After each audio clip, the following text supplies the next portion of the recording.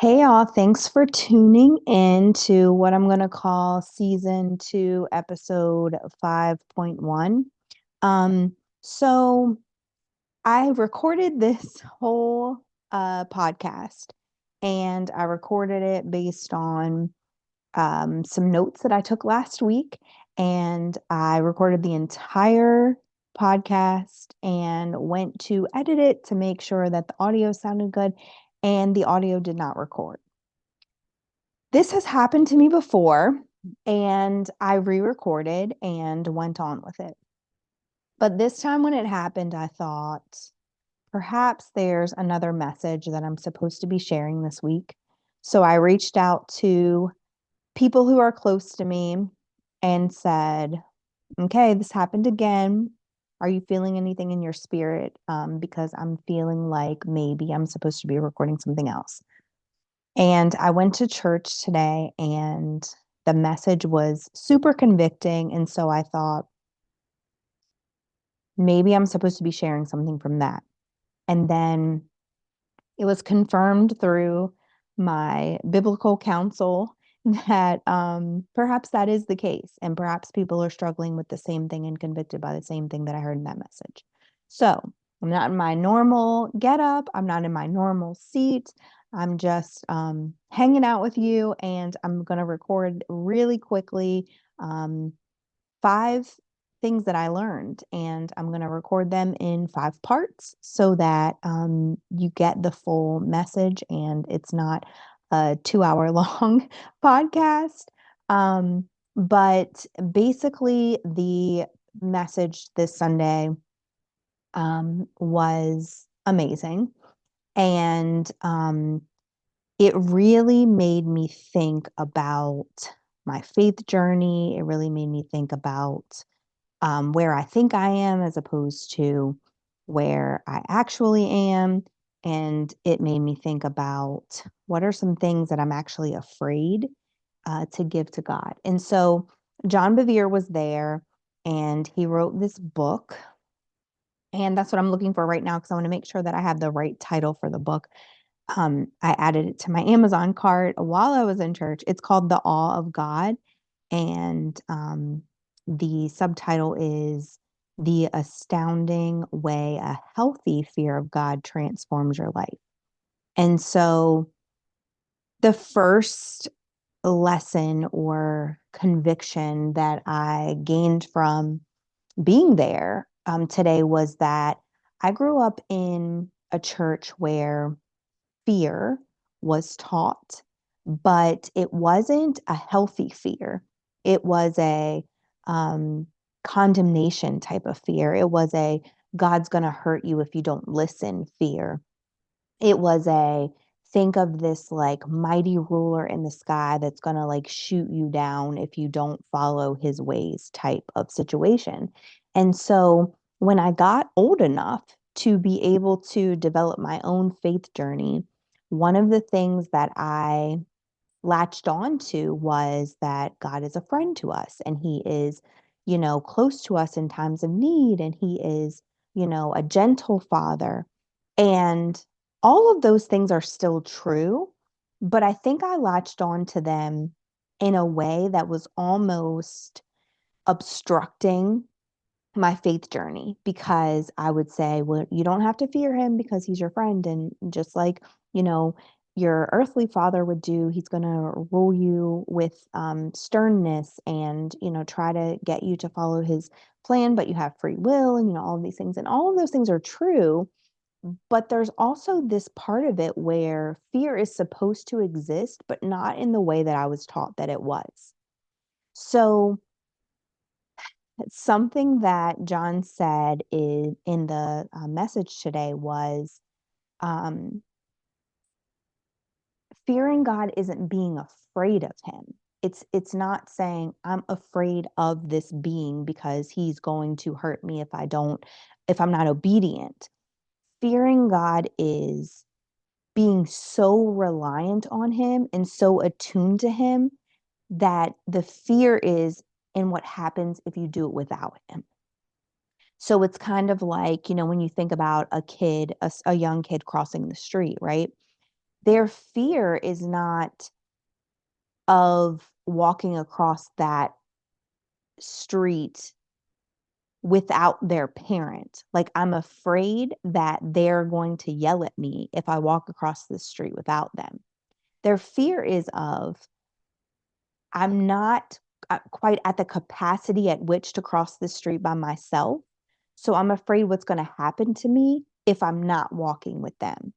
And that's the same thing that the fear of God should instill into us. It's, what will the world do to me if I'm not walking in obedience so he can protect me? Because the world is full of sin and corruption and all of these negative things. I mean, all you have to do is go to your Instagram reel or turn on the news, God forbid, which I don't do anymore, which, coming from a journalism minor, says something. But you hear all of the negativity that's happening in the world. And it's not that you're supposed to be afraid of that negativity. It's not that you're supposed to be afraid of what's going on in the world. But if you don't have God holding your hand to cross to the next phase or journey or walking with you along the path, then what can the world do to you? How can they conform your thoughts? How can they make you think, if you're operating in your earthly desires, that what you're doing is okay? And you knowing in your faith journey that doing it without God is not. And so, I started to think about how this affects me in my day to day. And I don't want to be walking around in fear. So I'm like, well, fear is an abundance. And if I'm on this abundant journey, then what does that look like to me? And when I sat with it long enough, I thought, it looks like being so attuned and in tune with him that I know that the moves that I'm making are of him, and being so attached to the plan that he has for me to prosper me and to also prosper his kingdom, that I'm not willing to make a move knowing that he's not standing next to me while I'm making it. And then I thought about all the times that I operated in free will and didn't do that, and the pain that it caused me and the long suffering that I've experienced. And so that made me think, if I would have feared walking without him, if I would have been afraid to make a move, knowing that my safety net wasn't with me in those spaces, then I would have evaded all of those circumstances. I wouldn't have experienced them. And so now, after this service today, and just really after, experiencing the shift that I experienced prior to it, my journey is going to look a little different. So if I know that I need to spend time with him, and I know that I need to sit in prayer, and I know that I need to read the Bible, it's not going to be on my list of things to do. It's going to be the priority, because I can't do any of the other things well and in alignment with him if I'm not sitting with him and listening to him and allowing him to feed into me. And I think, my prayer life has often looked like, I want to tell you what I need. I want to thank you for the things that you've given me, but not the totality of that prayer, um, or the totality of that prayer hasn't existed in me saying, I'm here to spend time with you. I need to hear from you. And if you're somebody who has turned away from your faith because of your fear, and this message feels like, stabbing to your soul, I would say that I've been there and I understand what it feels like to be taught that in fearing him, you should be afraid of what he's going to do to you.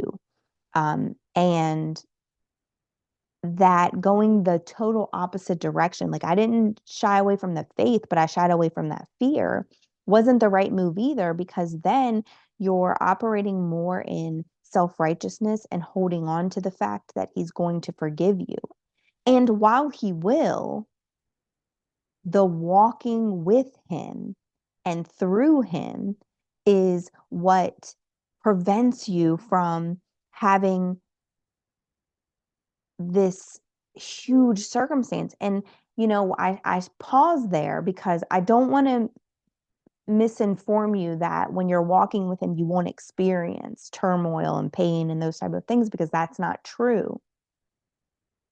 But I would rather walk in his plan for me that maybe has all of those things in it and end up where I'm supposed to end up, than walk in than a plan that's not from him and experience those things anyway and end up in a place that I'm not supposed to be.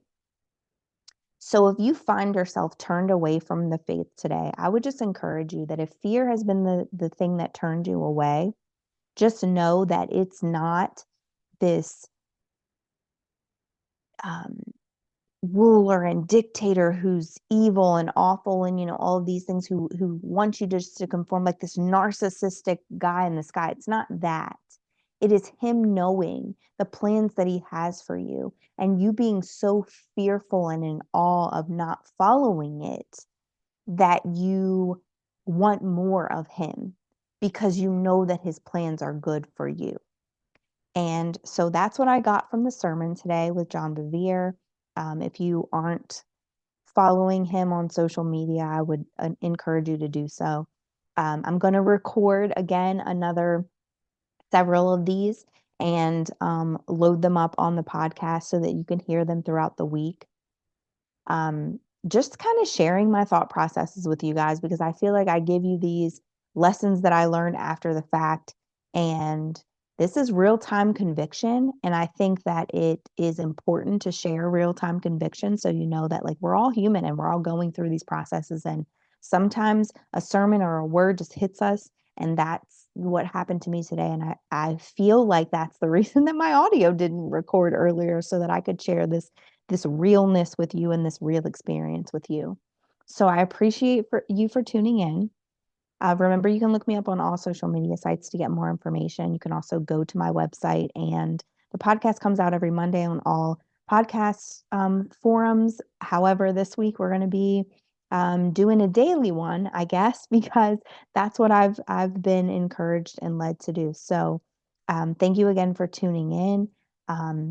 If you're on YouTube, please like and subscribe to my channel. If you're listening on one of those podcast platforms, I would appreciate reviewing and sharing with your friends so this information gets to more people. Because, as I always say, my job on this platform is not to make myself famous or to give you more of me, but it's to make him famous and give you more of him.